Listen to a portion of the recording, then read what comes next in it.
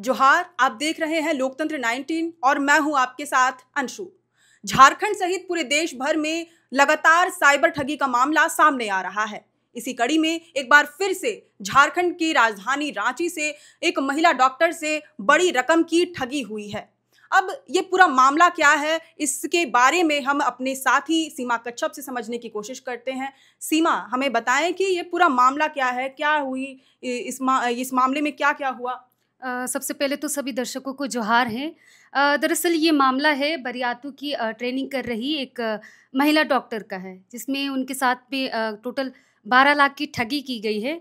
और वो ठगी भी ऐसा है कि एक मैरिज साइट से, ऑनलाइन साइट से उससे ठगी की गई है। कैसे कैसे पूरा मामला हुआ है, मैरिज साइट के जरिए कैसे इस ठगी को अंजाम दिया गया है। दरअसल ये जो महिला डॉक्टर है, ये एक मैरिज साइट में बेंगलुरु के एक लड़का है, उनसे कांटेक्ट हुआ था इनका। आपस ही दोनों का बातचीत हो रहा था, वहीं से दोनों को एक दूसरे से पसंद करने लग गए थे। फिर नंबर का जो है एक्सचेंज किया गया, फ़ोन से कांटेक्ट वगैरह हुई। फिर वैसे ही कांटेक्ट होते होते शादी तक बात चला गया। फिर होता है कि महिलाओं, कई बार होता है कि उन लोगों को इमोशनली बहुत बार इस तरीके से टारगेट किया जाता है कि इस पे क्या हो गया कि महिला डॉक्टर को वो बेंगलुरु का लड़का है, आरोपी, उसको जो है बिजनेस में लॉस हो रहा है ऐसा कहकर उससे पैसे की मांग करते हैं, जिससे वो इमोशनली पैसे दे भी देती हैं, जिसके बाद से इस तरीके का ठगी किया गया है। महिला को कैसे पता चला कि उसके साथ ठगी हुई है। दरअसल महिला जो है, जिस लड़के को, जो बेंगलुरु का जो लड़का है, उसको पैसा दे दी थी, जिसके बाद वो लड़का को जैसे ही बैंक में पैसा ट्रांसफ़र किया गया, वो लड़का उससे डिस्टेंस बनाने लग गया। महिला डॉक्टर से जो है दरअसल पूरा कांटेक्ट ही बंद कर दिया था। फिर महिला डॉक्टर जो है उससे धीरे-धीरे फिर पैसे की माँग करने लगी कि मेरा जो पैसा है वापस कर दो। तो इससे क्या हुआ कि वो लड़का जो है अब पूरी उससे दरकिनार करने लग गया। पहले तो डिस्टेंस मेंटेन कर ही रहा था, जैसे कि शुरू में होता था कि कंटिन्यू बातचीत होता था, पैसे मिल गया तो फिर हुआ कि धीरे-धीरे करके उससे डिस्टेंस बनाने लगा। फिर जैसे महिला पैसा माँगने लग गई तो फिर पूरी मतलब कॉल ही उठाना बंद कर दिया। तो इससे मतलब महिला को लगने लग गया कि शायद मेरे साथ में जो है पैसे का ठगी कर लिया गया है, इस तरीके का। तो सीमा, जब महिला को इस बारे में पता चला कि वो ठगी का शिकार हुई है, तो उसके बाद उन्होंने क्या एक्शन लिया। जैसे ही अंशु उनको जैसे महिला डॉक्टर जो है, उनको जैसे पता चला कि उनके साथ में इस तरीके का ठगी हो गया है, तो राजधानी रांची में बीते बुधवार के दिन में जन शिकायत का जो है कार्यक्रम का आयोजन किया हाँ, गया था हाँ, ना? जी, माफ़ कीजिएगा, आयोजन किया गया था, जिसमें महिला जो है सबसे पहले उस आयोजन कार्यक्रम पे गई और वहाँ पे जाके अपना जो प्रॉब्लम था, जो जैसे समस्या उनके साथ में जिस तरीके का ठगी किया गया, वो मामले को बता दी वहाँ पे। तो फिर क्या मतलब पुलिस की तरफ से कुछ आश्वासन दिया गया, कुछ कार्रवाई हुई। जी हाँ, बिल्कुल।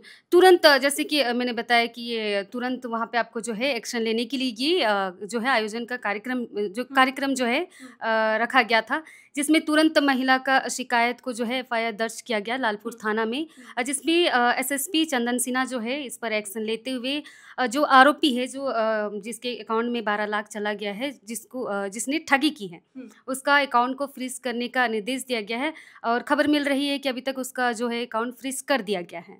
बिल्कुल।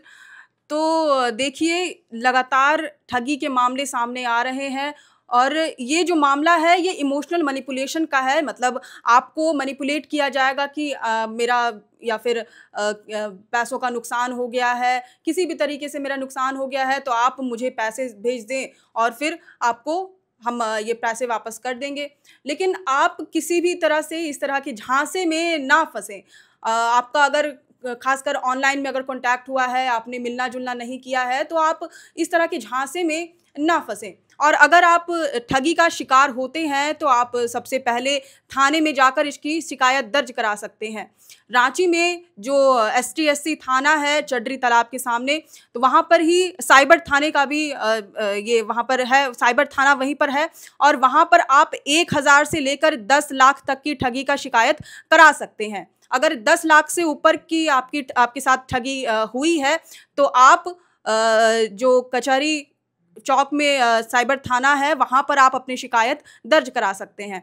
तो सीमा, आपको क्या लगता है क्या सावधानी बरतनी चाहिए? इतनी बड़ी ठगी का शिकार हुई है एक महिला डॉक्टर, ट्रेनी डॉक्टर, तो क्या हम लोगों को कैसे सावधानी बरतनी चाहिए, कैसी सतर्कता रखनी चाहिए? देखिए अंशु, बात तो ये है कि देखिए ठगी का शिकार कोई भी हो सकता है। इसमें ऐसा नहीं है कि कोई ऐसे पद में है, इतने मतलब एजुकेटेड है तो ठगी नहीं हो सकता है। ठगी किसी के साथ भी हो सकता है, लेकिन बात ये है कि हम लोगों को सावधान कैसे रहना है। सबसे पहली बात तो ये है कि ये एक ऑनलाइन ठगी का मामला है।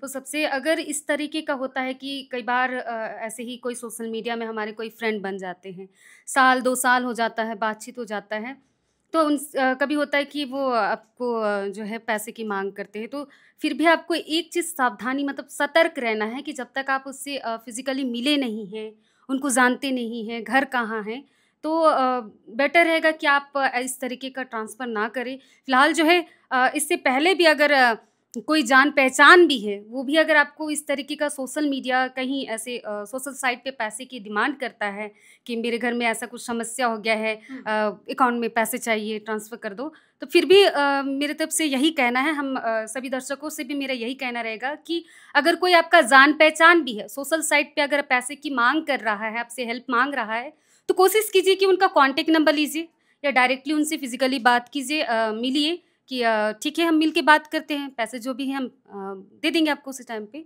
तो हो सकता है कि इससे कई बार जो हम लोग ठगी का शिकार होने से बच सकते हैं। बिल्कुल, जैसा कि सीमा ने बताया कि इस तरह से हम ठगी के शिकार होने से बच सकते हैं।